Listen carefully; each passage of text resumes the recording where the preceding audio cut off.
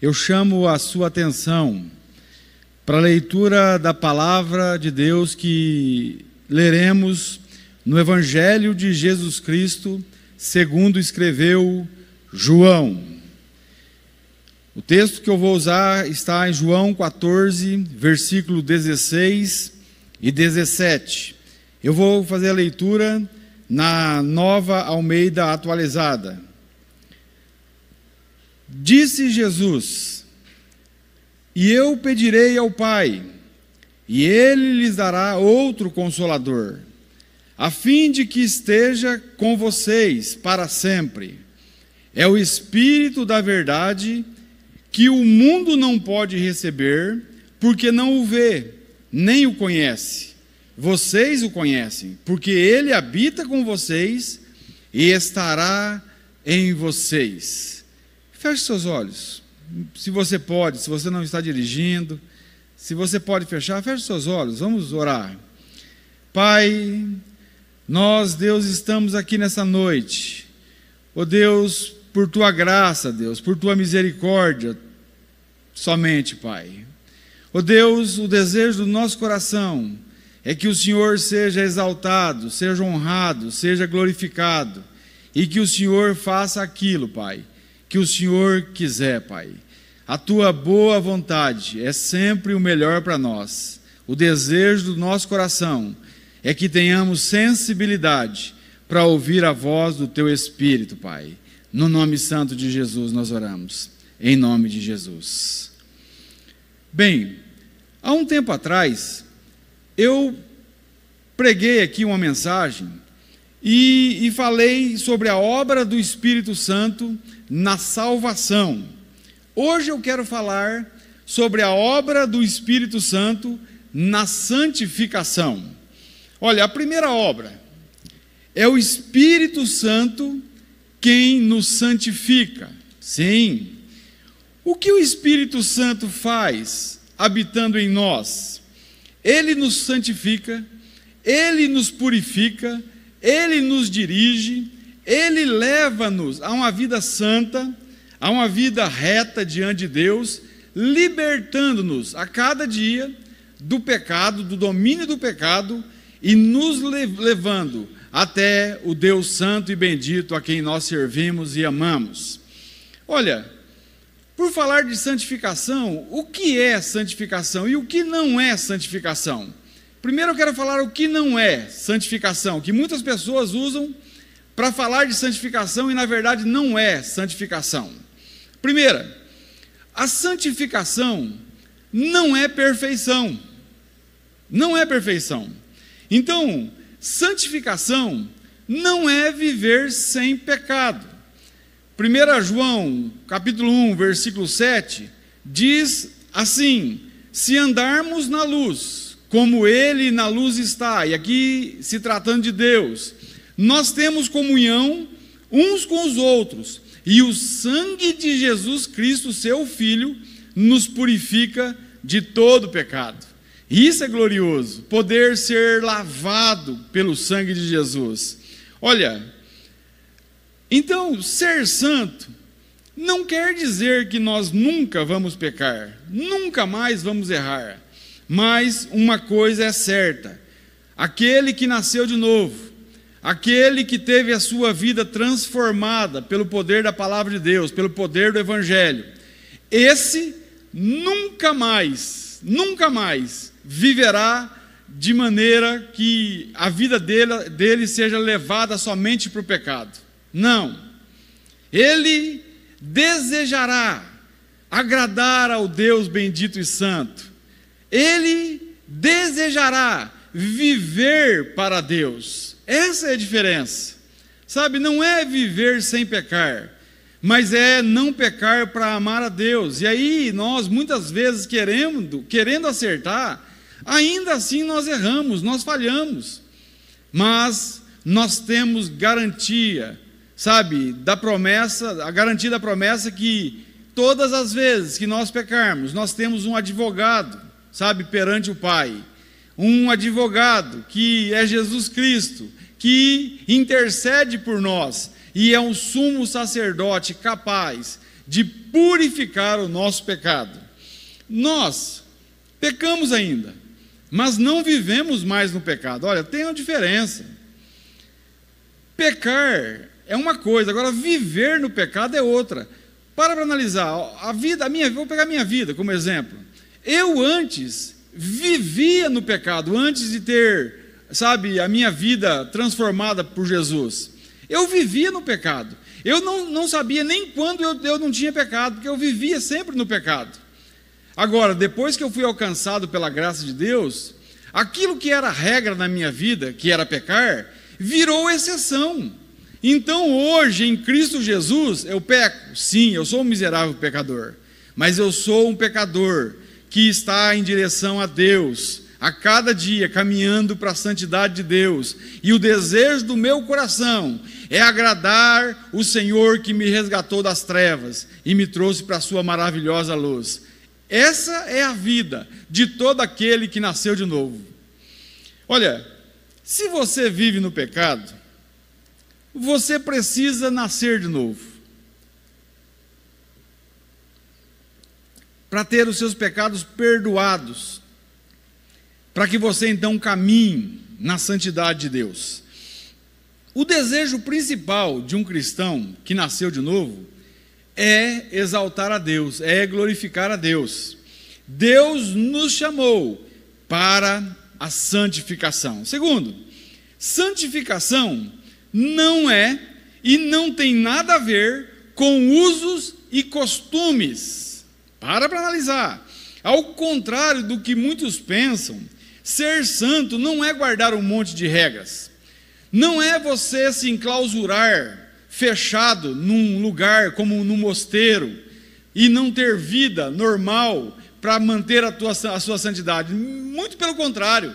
Jesus pediu ao Pai que nós somos do mundo, mas nós não somos do mundo. Mas nós vivemos aqui nesse mundo para que a graça e a glória de Deus seja manifesta, seja representada por nós. Sim, eu e você, que somos cristãos, nascidos de novo, nós fomos colocados por Deus como a glória dele. Na verdade, vivemos para a glória dele. Para quê? Para que as pessoas olhem para nós e vejam as nossas boas obras e glorifiquem o Pai que está nos céus. Agora, há muitos crentes que são legalistas, que, vive por conta de usos e costumes. Homens que muitas vezes, vivem sem amor. Líderes que muitas vezes eu vejo que foi, numa inocência, numa ignorância, foram colocando as regras para a igreja, para o povo, e o povo foi tendo aquilo ali como santificação, quando na verdade não é santificação. Olha, eu sei que há muitos líderes que amam a Deus, que glorificam a Deus, mas que mesmo assim, por ignorância às Sagradas Escrituras, eles colocam um fardo pesado no povo e faz o povo viver sobrecarregado, achando que aquilo ali é santidade, e não é santidade. Existem muitos que estão presos a um jugo da religião. Olha, tem um livro do pastor Ricardo Gondim, que ele escreveu há muito tempo já, É Proibido. Aquilo que a igreja proíbe e Deus permite, e aquilo que Deus permite que a igreja proíbe. Nesse livro, o livro já começa contando a história da vida de um pastor e sua família, sua esposa e sua filha. O pastor estava no gabinete pastoral e a sua esposa então ligou para ele dizendo: olha, a fulana, que era a filha dele, cortou o cabelo, aparou as pontas do cabelo. E aí aquele pastor saiu irado do gabinete pastoral e foi até a sua casa, e sem medir as consequências de seus atos, ele pegou uma cinta e deu uma surra na menina, dizendo que ela estava envergonhando o ministério dele, dizendo que ele pregava a santidade e ela queria viver uma vida impura, uma vida longe de Deus. O pastor voltou para o gabinete pastoral, passou meia hora, a sua esposa ligou para ele e disse: corre aqui, aconteceu uma tragédia. Quando o pastor correu, ele encontrou a moça toda queimada. A moça jogou 1 litro de álcool no corpo e ateou o fogo, e deixou um bilhete escrito assim. Isso é real que eu estou dizendo, não é ilustração, não é ficção, isso aconteceu aqui no Brasil. E a filha deixou um bilhete para o pai, dizendo: pai, eu nunca mais vou envergonhar o teu ministério. Ricardo Gondim disse que esse pastor nunca mais conseguiu pastorear uma igreja, nunca mais conseguiu ocupar um púlpito. Por quê? Exigiu algo que não é santidade, e acabou sendo marcado por algo horrível dentro de sua família e dentro do ministério. Olha, eu lembro uma vez, essa questão de usos e costumes, eu vivi no meio disso, eu sei o tanto que isso é danoso. Sabe, você que está me ouvindo, se você é legalista, eu convido você a repensar a sua conversão, a parar, sabe, de se ater a pequenos detalhes, a coisas que não trazem nenhum progresso para o reino de Deus, a coisas que, muito pelo contrário, ao invés de fazer com que o amor seja exaltado, faz com que o amor esfrie no coração das pessoas e faz com que o amor acabe. Eu lembro uma vez que eu estava em Goiorê viajando, eu, servo do Senhor, encontrei meu irmão, crente também. Só para você ter uma ideia, o que é uma regra na cabeça de uma pessoa. Nós fomos dormir e aí eu estava de cueca, e meu irmão não estava nem frio, e meu irmão com agasalho, só faltou luva nas mãos, e ele talvez até ouvir essa mensagem, mas é verdade, vou dizer porque é verdade. E ele com pijama assim até lá, ele me olhou assustado e disse: você vai dormir assim? E eu disse a mesma coisa para ele: você vai dormir assim? E aí ele olhou assim e falou: mas Paulo, e se tiver o arrebatamento? Nós subiremos? Você acha que você vai subir desse jeito? Eu disse: é claro que eu subirei, sem nenhuma dúvida. Agora, você vai subir também, só que você vai dormir com calor, vai ficar ruim para você dormir. E quem te falou que tem que vestir assim para dormir? E se você estiver tomando banho? E se você estiver tendo relações com a sua esposa? Então, quer dizer, se tiver arrebatamento, você não vai? Aí eu comecei, e só que entrava só em conflito. Isso é muito sério, o que eu estou dizendo aqui é muito sério. Olha, usos e costumes, preste atenção nisso. Usos e costumes não têm poder para acabar com a ganância, com a inveja, com a fofoca, com a cobiça, com a mentira, com a raiva e com os desejos impuros e com as impurezas sexuais. Não tem poder nenhum contra isso. Teve um pastor, um grande líder do Brasil. Em 2014, ele teve a infelicidade, pelo menos para mim, ele teve a infelicidade de pegar o microfone de sua igreja e chamar os outros irmãos das outras denominações de samaritanos. Eu não sei se vocês viram isso. Ele chamou todos de samaritanos, e ele não quis ofender o pessoal das outras igrejas. Qual que era o ponto? O ponto dele é que ele disse assim: a nossa igreja está mudando. A nossa igreja tem muito costume samaritano, por causa dos samaritanos que estão vindo para ela. Eu fiquei chocado.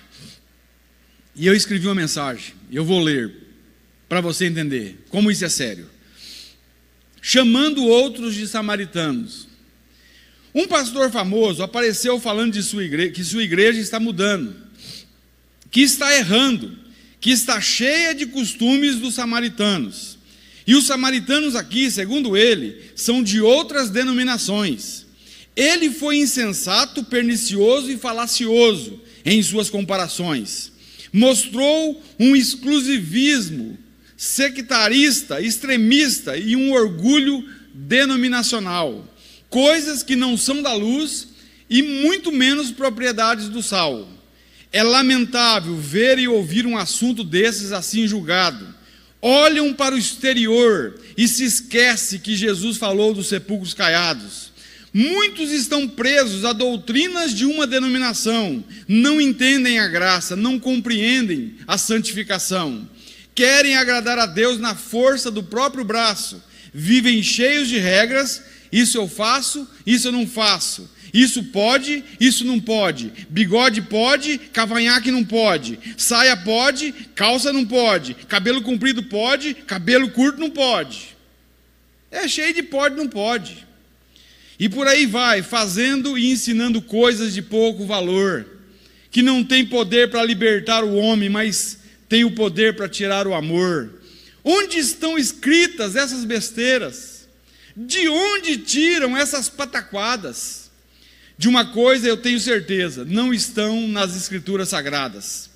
Pode ser que estão na cabeça de seus líderes, ou no regimento interno. Porém, essas coisas não revelam o céu, mas manda muitos para o inferno. De que adianta dizer para amar o próximo, se chama o irmão de samaritano? Será que a diferença é somente na aparência? Ou eu faço diferença quando eu amo o meu irmão? De que adianta a aparência com pudor, se julgo os outros sem amor? De que adianta cantar hinos na igreja, se eu não obedeço ao Senhor? De que adianta cobrar dos outros um costume, falando de santificação, se eu sou mais santo e mais parecido com Jesus quando eu amo o meu irmão? O camarada fala de samaritano, mas não vê que é um fariseu. A quem Jesus mais denunciou, mais censurou e mais combateu. É muita doutrina humana, prefiro obedecer a Deus. O Evangelho é o mesmo, é o poder de Deus para salvar o mais vil pecador. A samaritana foi alcançada por Jesus, por sua graça e seu amor. Muitos entenderam o verdadeiro Evangelho, baseado na palavra pura, viva e eficaz, e se desprenderam do legalismo e da doutrina para seguir a Cristo e seus ideais. E eu concluí essa mensagem escrevendo assim: a instituição desse líder pode não ser mais a mesma, mas graças a Deus a verdadeira igreja ainda é a mesma, e proclama o Evangelho, a graça, a misericórdia, o amor e a salvação em Cristo Jesus, sem mérito humano, e tem poder para libertar pecadores, sejam eles religiosos, ateus, judeus e também samaritanos. Olha,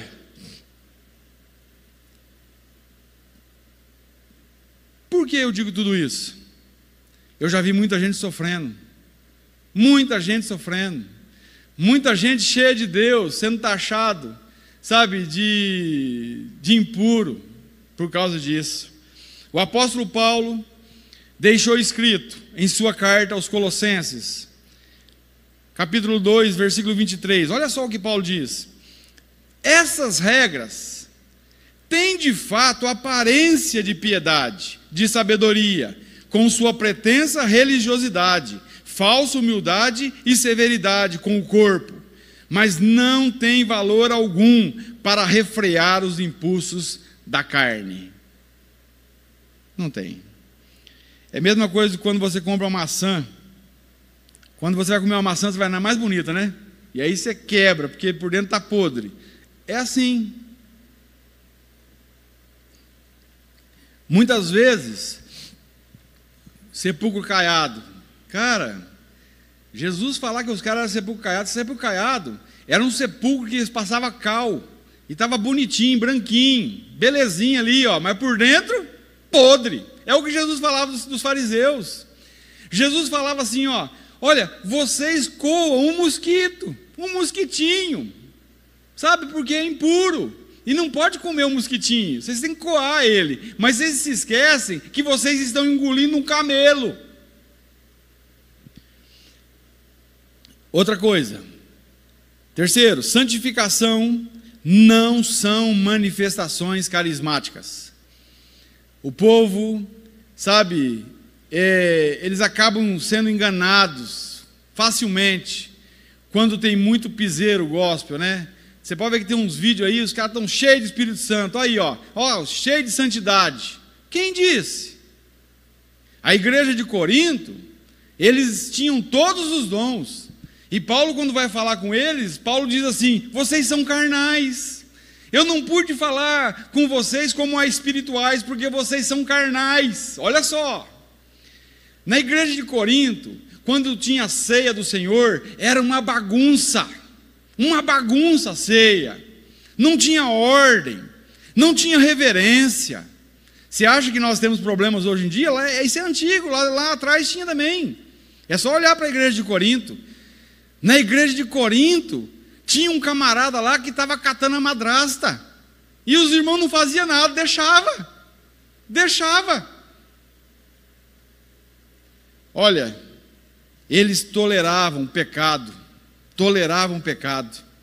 e se julgavam santos, por causa dos dons espirituais. Abrindo parênteses aqui, eu não estou negando, sabe, as manifestações do Espírito Santo. Muito pelo contrário, eu creio nos dons espirituais, sim, e creio que eles sejam importantes para edificar a igreja que nós vivemos hoje. Mas isso não quer dizer santificação. Agora, o que é santificação? Ser santo é ser separado do mundo para Deus.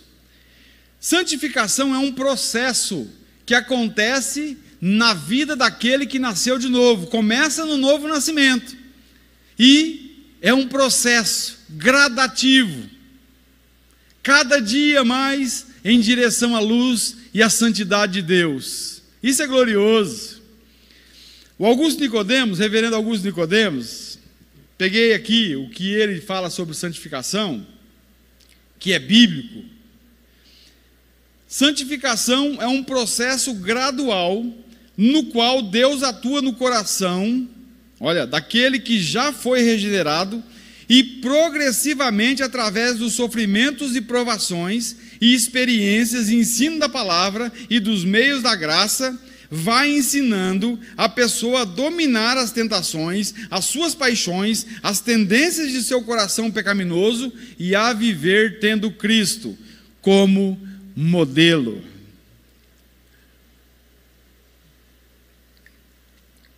A santificação é um processo contínuo de dois lados. Nós temos que frisar isso. Olha, por quê?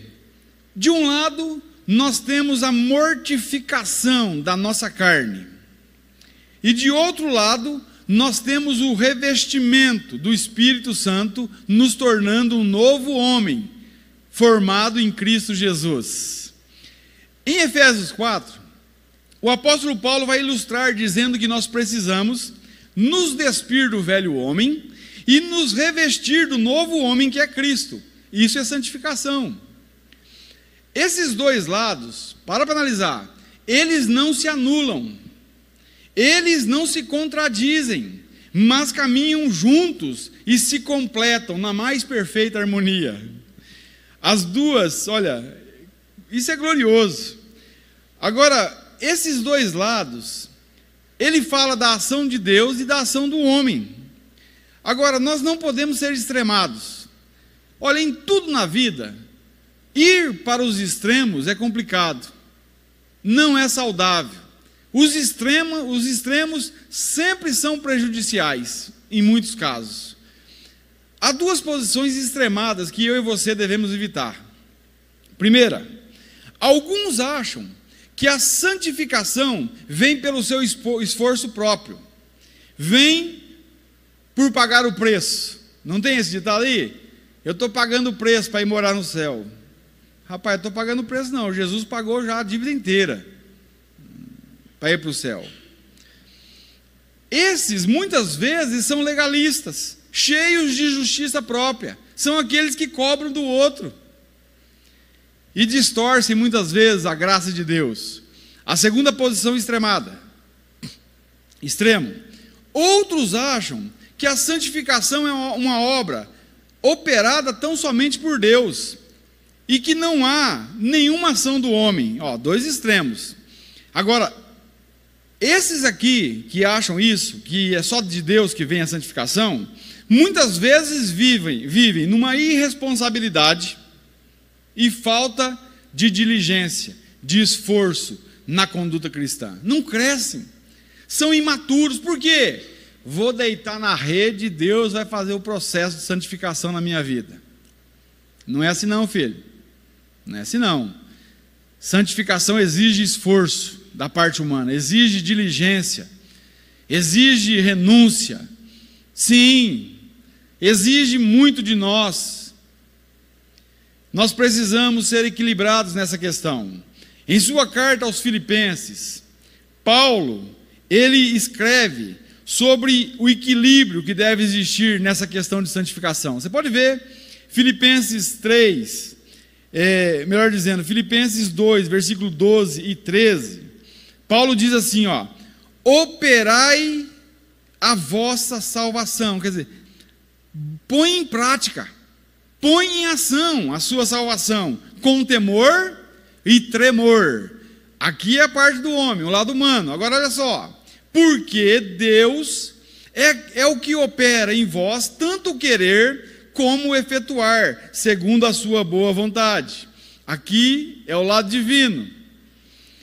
Perceba que o apóstolo Paulo, ele aconselha acerca da necessidade do compromisso, sim, e esforço do crente em ter uma vida santa. Mas ao mesmo tempo, e imediatamente, ele também aponta para a verdade de Deus, sabe, que leva-nos a entender que é Deus que está agindo, que é Deus que está nos levando a viver uma vida reta, uma vida justa, uma vida santa. É Deus que está agindo em nós, é o Espírito Santo que tem trabalhado no nosso coração e tem moldado as nossas vidas, levado a gente a cada dia para caminhar com esse Deus. A Bíblia expõe a santificação sob essas duas posições, essas duas linhas que caminham juntas, a ação humana e a ação de Deus. Deus opera a santificação em nós, e nós participamos desse processo, obedecendo a Deus e fazendo a sua vontade. Não é Deus e eu, e não é eu e Deus, é Deus em mim e eu nele. É assim. E aí as coisas acontecem, as coisas fluem, Deus age. Aí você fala assim, Paulo, mas é muito difícil, não é não? Olha, cara, sem o Espírito Santo é impossível. Já disse isso aqui. Nós devemos nos esforçar para ser santos. Sim. 1 Pedro 1,15, sede santos em toda a vossa maneira de viver, em tudo. Olha, porque olha só o que está escrito em Tessalonicenses 4,13. 4,3, 1 Tessalonicenses 4,3, porque esta é a vontade de Deus, a nossa santificação. A santificação é diferente da justificação, pois na justificação nós não fazemos nada, Deus faz tudo, Ele nos vivifica, por quê? Estávamos mortos, Efésios 2, e morto não faz nada. Agora para analisar, na santificação não. Por que não é só Deus? Por que nós temos parte no processo? Porque nós estamos vivos, Ele nos deu vida em seu Filho Jesus, e agora nós podemos corresponder à ação desse Deus bendito e santo em nossas vidas. Agora nós podemos nos submeter ao agir dele para as nossas vidas, porque ele sempre quer o melhor para nós, e viver na presença desse Deus é incomparavelmente melhor do que tudo nessa vida. Deus, Ele nos chama a ser santos, Deus, Ele quer que nós sejamos homens e mulheres em que as pessoas possam ver a glória dEle e não a nossa. Olha, a santificação não é algo que nós produzimos por nós mesmos, ela é produzida pelo Espírito Santo em nós. Jesus disse assim, João 15, versículo 5: sem mim nada podeis fazer. Nós dependemos de Deus. Estava conversando com o pastor Giander, sexta-feira fui gravar lá. Estava conversando com ele, que tem hora que nós não sabemos o que vamos fazer, o que nós vamos dizer. Sabe, é uma sensação de impotência. Nós precisamos de Deus. A cada segundo das nossas vidas, nós somos dependentes desse Deus bendito. Quantas vezes nós caímos, quebramos a cara, e Deus vem, nos restaura e nos perdoa e nos leva para perto dEle, para o seu colo. Ah, como é glorioso poder ser filho desse Deus. Hebreus 12 vai dizer que nós somos filhos, nós somos trabalhados por Deus, tratados por Deus, castigados por Deus, algumas outras versões, porque Deus nos trata como filhos. E qual filho que o pai não corrige? É muito bom poder sentir as mãos do Senhor em nós, moldando-nos, sabe, fazendo a gente caminhar na presença dEle. Isso é glorioso. O pastor teólogo D.A. Ryle disse assim: a santificação é uma coisa pela qual cada crente é responsável. Está no livro, Santidade. Se não há santificação na vida do crente, é por culpa dele, de sua desobediência e não de Deus, pois Deus tem lhe dado graça e um novo coração e uma nova natureza, e isso deixa o crente sem desculpas para não viver para a glória de Deus. A culpa é sempre nossa, a glória é sempre de Deus, como disse um teólogo, que eu não lembro mais quem foi. Olha, a santificação é um processo que começa aqui na terra e vai perdurar pela vida toda nossa aqui na terra. Até o último dia, nós nunca estaremos perfeitos. Nós sempre buscaremos perfeição, agradar ao Senhor. O apóstolo Paulo, Filipenses 3, versículo 12 a seguir, Paulo diz assim: não que eu haja alcançado a perfeição, mas eu prossigo, eu deixo para trás as coisas, e eu caminho, eu prossigo para o alvo, para o prêmio da soberana vocação que está em Deus, em Cristo Jesus. Paulo não era perfeito, Paulo estava no caminho, e assim é a vida de todo cristão nascido de novo. Olha, tem um versículo, Colossenses 1:10, que diz assim: estais perfeitos nele, em Cristo Jesus. Deus nos vê perfeitos, isso é glorioso. Em Cristo Jesus, Deus nos vê santos, Deus nos vê justos, Deus olha para nós com amor, porque primeiro olha para o seu Filho e nos vê por meio de seu Filho, através de seu Filho, através da obra redentora do Calvário. Olha,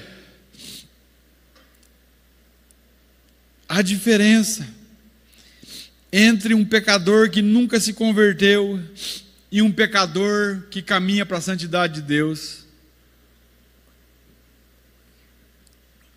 Talvez a pessoa diga assim, mas qual a diferença?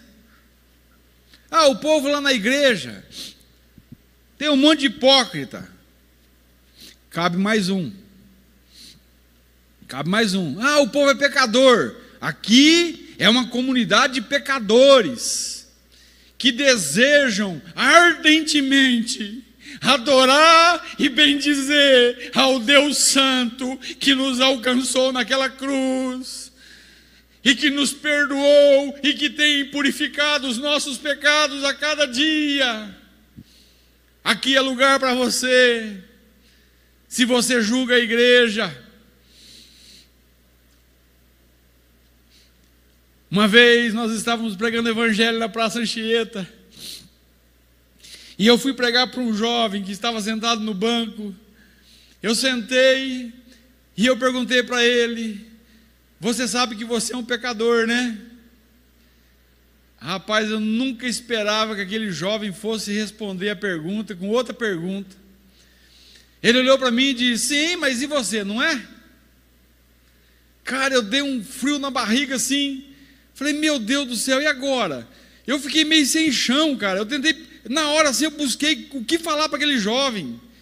Aí na hora, pai, Deus é bom demais. Eu olhei para aquele jovem e disse, sim, eu sou também pecador, mas entre mim e você há uma distância, há uma diferença muito grande. Você é um pecador perdido, inconverso, caminhando a passos largos para o inferno, e eu sou um pecador salvo pela graça de Deus, caminhando a cada dia rumo a Jerusalém celestial. Essa é a diferença. No céu entrará somente pecadores lavados e remidos pelo sangue de Jesus. Pecador perdido, inconverso, rebelde, será lançado no lago de fogo e enxofre. Olha, o Espírito Santo que veio habitar em nós, ele começa esse processo, sabe? Ele quer que nós sejamos transformados naquilo que Deus quer para nós. É uma luta, né? Eu vejo assim que quanto nós dificultamos, por isso que a gente quebra a cara, é por isso que Deus tem que esfregar a cara nossa no chão de vez em quando, para a gente se tocar que nós somos pó, que não é do nosso jeito, sabe? Deus, Ele quer que sejamos santos, e para que sejamos santos, Ele tem que operar em nós a cada dia das nossas vidas. Olha, eu lembro uma vez, eu já contei isso aqui, mas vou contar de novo. Às vezes, sabe, acontecem umas coisas na vida da gente, e a gente na hora não percebe, e passa muitos anos, e a gente vai se tocar que aquilo ali era uma ilustração que Deus iria usar mais tarde. Como assim, Paulo? Vou falar. Meu primo chegou do garimpo, cheio de ouro. E ele foi em casa, e eu estava assim, conversando com ele, e ele pegou e tirou um negócio do bolso assim, e falou, tá aí para você. E jogou o negócio na minha mão, eu aparei na mão assim, olhei aquele negócio sujo, preto, feio. Na mesma hora eu joguei no chão, né? Ele falou, rapaz, isso não joga no chão não, isso é ouro. E eu olhei assim e falei, feio desse jeito, ouro? Ele falou, sim, tá feio assim porque ainda tá bruto. Mas depois o ourives vai pegar e vai passar ele pelo fogo e vai purificar as impurezas dele, e aí ele vai se tornar uma joia bonita, como você vê por aí. E aí nunca mais eu pensei em nada. Depois da conversão, um dia, montando uma mensagem sobre o trabalhar de Deus nas nossas vidas, Deus trouxe isso. que é justamente o que acontece conosco. Jesus nos acha sujos, Jesus nos pega sem valor algum, imprestáveis, sem valor. E aí Deus começa um trabalho de purificação em nós, e Deus começa a lapidar as nossas vidas, e muitas vezes esse processo dói, mas Deus quer arrancar de nós toda a podridão, todo pecado, sabe, enclausurado em nossos corações. Deus quer ir lá no fundo, no mais profundo da sua alma, para arrancar aquilo que te faz mal, que traz muitas vezes temor ao seu coração e faz com que você nem durma direito. Ah, esse ourives, ele sabe como trabalha. Bendito seja Deus, porque ele sabe trabalhar em nós. E Deus, ele vai nos lapidando e vai fazendo com que a gente seja alguém de valor. Mas não é para você cantar, não é para você se exaltar. Sabe por que Deus faz da gente alguém de valor? Nós temos o nosso valor. Jesus, ele nos comprou com o sangue dele. Mas tem um detalhe, a Bíblia vai dizer que Deus, ele nos fez para a sua glória. Deus quer que as pessoas olhem para nós, vasos de barro, e contemplem a obra do Criador bendito, e exaltem ao Deus Santo. Para isso, é por isso que Deus pega um monte de gente imprestável, gente que o mundo não dá nada por eles, bandidos, e tornam pregadores do Evangelho, para a glória de Deus. A minha pergunta para você é: Deus, ele quer nos fazer santos. A minha pergunta é: você quer ser santo? Nós desejamos isso, nós buscamos isso, almejamos isso, ansiamos isso.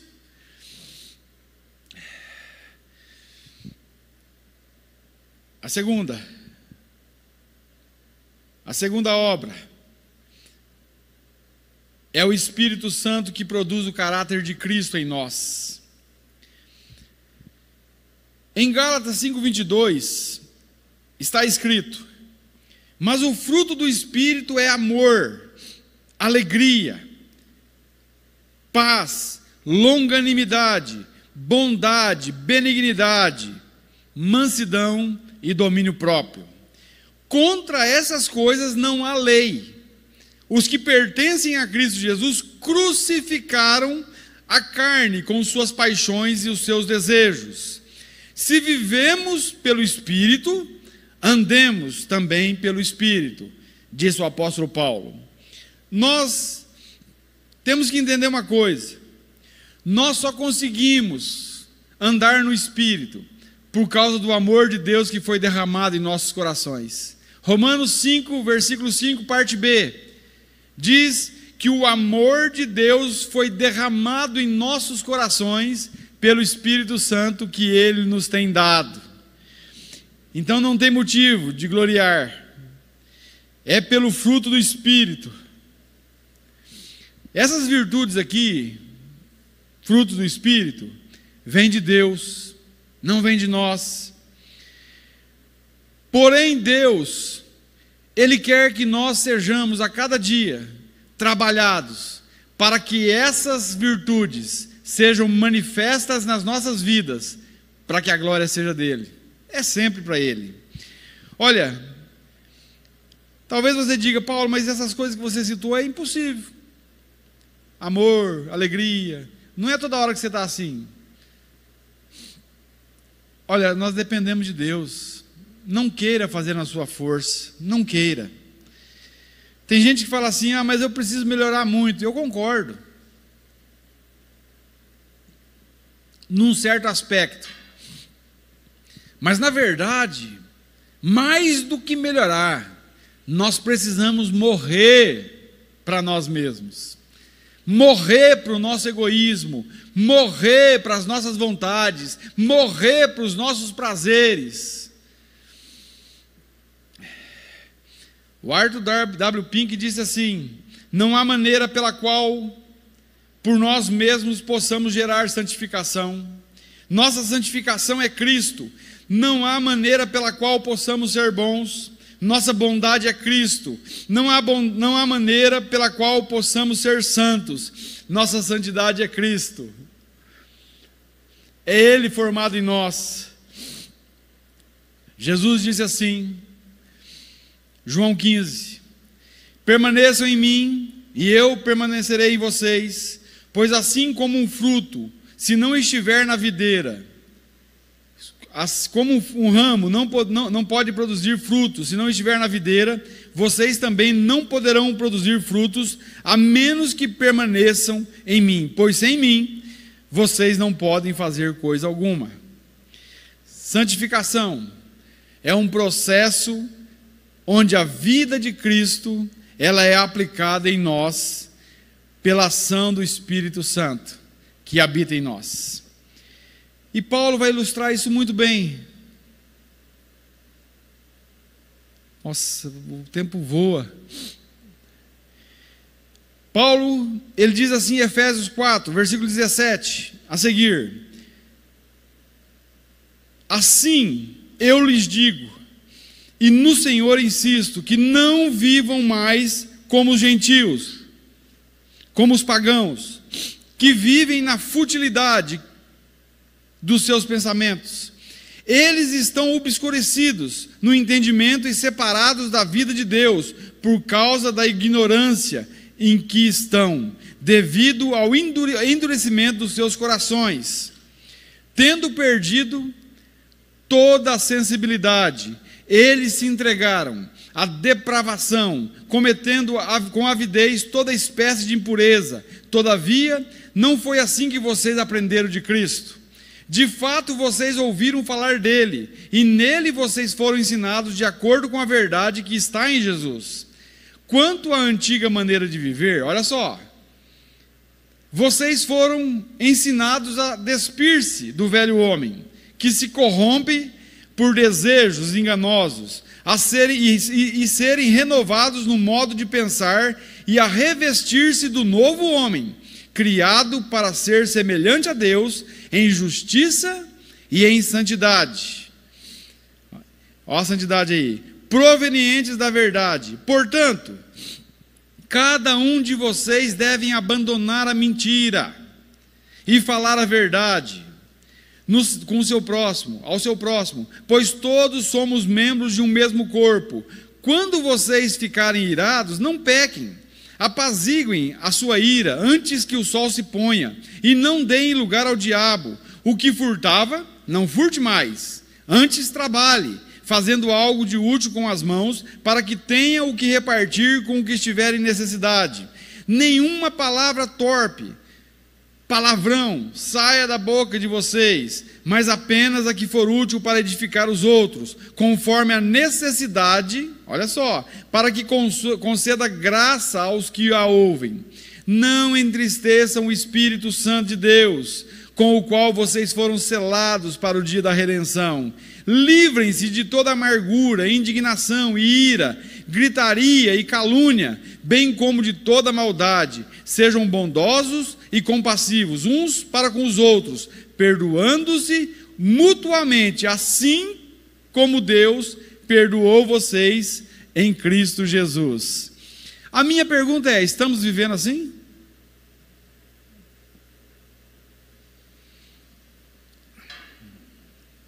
Estamos vivendo assim? Se queremos ser santos, nós precisamos nos submeter a isso, a palavra, a prática da palavra. Terceira e última, para nós encerrarmos. A terceira obra do Espírito Santo é que o Espírito Santo nos guia a toda a verdade. João 16:13 diz assim: mas quando o Espírito da verdade vier, Ele os guiará a toda a verdade. Não falará de si mesmo, falará apenas do que ouvir, e lhes anunciará o que está por vir.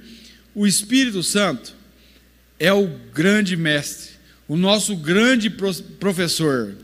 Sabe, é aquele que faz com que as coisas de Deus sejam ensinadas a nós, para que nós pratiquemos essas coisas. Na verdade, Ele ensina e Ele está conosco para nos ajudar a cumprir tudo. O Espírito Santo, Ele dirige as nossas vidas. O Espírito Santo, Ele governa as nossas vidas. Eu pergunto para você, quem é que tem te governado? Se você nasceu de novo e o Espírito Santo habita em você, você é governado por Deus, pelo Espírito, por Cristo. Sim. Em Romanos 8,14 diz que nós sabemos que nós somos filhos de Deus por causa do Espírito Santo, porque nós somos guiados pelo Espírito Santo. Aí está. Você é guiado por quem? Quem governa a tua vida? Olha, eu costumo dizer, já fiz até uma ilustração aqui, e vou fazer de novo. No homem, tem um trono em seu coração. Todos nós temos um trono em nossos corações. A pergunta que eu faço é: quem está assentado no trono? Quem governa? Eu lembro-me que antes de Cristo, eu dizia assim: eu sou dono do meu nariz, eu faço o que eu quero. Muitas vezes eu falava isso para as pessoas. Sim, eu fazia o que queria e quebrava a cara quase todas as vezes. O que é receber a Cristo como Senhor? João 1, versículo 11 diz que veio para o que era seu e os seus não o receberam. Versículo 12 diz: mas a todos quantos o receberam, deu-lhes o poder de serem feitos filhos de Deus, aos que creem no seu nome, que nasceram não da vontade do homem, não da vontade da carne, mas de Deus. O que é receber Cristo? Eu vou exemplificar. Vou usar essa poltrona aqui como sendo um trono do nosso coração. Quem está no trono? Eu pergunto para você aí, quem está sentado no trono da sua vida? Olha, no coração de uma pessoa que nunca se entregou a Cristo, quem está sentado é a própria pessoa. Ela está sentada no trono. É por isso que ela fala o que eu falava. Eu faço isso, eu faço aquilo, eu vou para onde eu quiser, eu tomo conta da minha vida, ninguém tem nada a ver comigo. Olha, eu nasci assim, eu vivi assim e vou morrer assim. Eu tenho a minha religião, eu no princípio já tenho Jesus no meu coração. Mas quem está no trono? Eu está no trono. Receber Cristo é tão somente, eu vou ilustrar, é muito maior que isso, mas eu vou ilustrar para você que está na internet me entender. Receber a Cristo é você se levantar do trono e você dizer para Jesus: Senhor Jesus, senta aí, por favor, senta aí no trono do meu coração. A minha pergunta para você é: o que você acha que acontece com uma pessoa que deixa Jesus sentar no coração? Rapaz, a vida dessa pessoa nunca mais será a mesma, nunca mais. Essa pessoa, ela terá os seus pecados perdoados, ela terá paz, ela caminhará a cada dia, sabe, para a santidade de Deus, desejando Deus em seu coração. Vai ter dificuldade, vai ter muitas dificuldades, mas é Deus trabalhando, nos levando para Ele. O desejo do meu coração é que você que me ouve aí pela internet, é que você vá para o seu quarto Vá para um cômodo onde não tem ninguém, e que você dobre os seus joelhos, e que você, encarecidamente, você olhe para Deus e diga assim para Deus: olha, Deus, eu sou esse pecador que o Senhor sabe, mas Deus, eu estou aqui nessa noite, Deus, e eu quero que o Senhor se assente no trono do meu coração. Senhor Jesus, entra na minha vida, faz da minha vida o que o Senhor quiser, perdoa os meus pecados, faz com que a minha vida seja transformada por Ti, Jesus, porque eu quero a cada dia viver para Ti. A oração que eu vou fazer é que você seja alcançado por Cristo, e se Ele aceitar o seu convite, e aceitar você, sentando no trono do teu coração, você nunca mais será o mesmo, nunca mais será a mesma, e você terá a paz que excede todo o entendimento. Eu quero orar para encerrar. Pai, obrigado, Senhor, por Tua bendita palavra, obrigado, Deus, por Tua ação em nós. Ó Deus, nós tributamos ao Senhor, Deus, toda a honra, toda a glória, Pai. Nós entendemos que nós somos pó, Senhor. Ah, Deus, nós entendemos que em nós mesmos nós não temos forças para Te agradar, Pai. Senhor, o Senhor sabe que nós precisamos de Ti.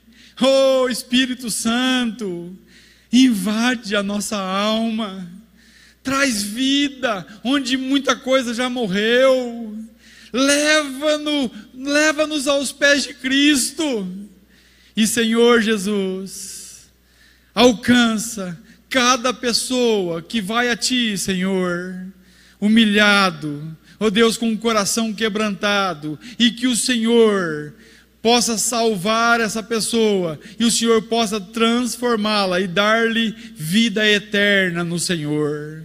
Pai, obrigado pelo privilégio de estar aqui, Deus, pela honra, Pai, de poder falar do Seu amor, de poder, Deus, de alguma maneira, de alguma forma, glorificar o Seu santo nome. Pai, mais do que palavras, Pai, nós precisamos viver, Senhor. Leva-nos a viver, Pai, para a glória do Senhor. Oh Deus, continua o Teu processo de santificação nas nossas vidas, Senhor. Eu sei que muitas vezes isso dói, mas Deus, ajuda-nos mesmo em meio à dor, Pai, a Te servir, a Te bendizer, a Te honrar, oh Deus, e acima de tudo, Pai, oh Deus, que as pessoas possam ver a Tua obra em nós, e possam, ó Deus, Te glorificar, Deus, e Te exaltar, ó Deus, por maravilhas que o Senhor tem feito nas nossas vidas. Usa os Teus filhos, Pai, as Tuas filhas, os Teus servos, Deus, onde quer que ele pisar a planta de seus pés, glorifica o Teu nome, Senhor, por meio dele, Pai, por meio dela, Pai. Nós estamos aqui à disposição, Deus, e Te pedimos, usa as nossas vidas, Deus, mas não nos deixe caminhar sozinhos. Vá conosco, Senhor, oh Deus, e esteja conosco, nos ajudando, Pai, a cumprir o Teu querer, Deus, a Tua santa e perfeita vontade. E Deus, santifica as nossas vidas, como Teu Filho, Deus, orou lá, Senhor, na oração sacerdotal. Pai, santifica-os na verdade, a Tua palavra é a verdade. Deus, santifica-nos, Deus, na Tua palavra. Leva-nos, Deus, para perto do Senhor e exalta o Teu santo nome, Pai, no nome que é sobre todo nome. No nome do Teu amado Filho Jesus nós oramos. Em nome de Jesus. E que Deus abençoe você que está ouvindo essa transmissão. Que a graça do Senhor Jesus, o amor de Deus e a comunhão e consolação do Espírito Santo seja com cada um de nós, com toda a sua igreja, os seus filhos, espalhados pela face da terra. E nós dizemos amém e amém, Senhor. Muito obrigado, no nome de Jesus.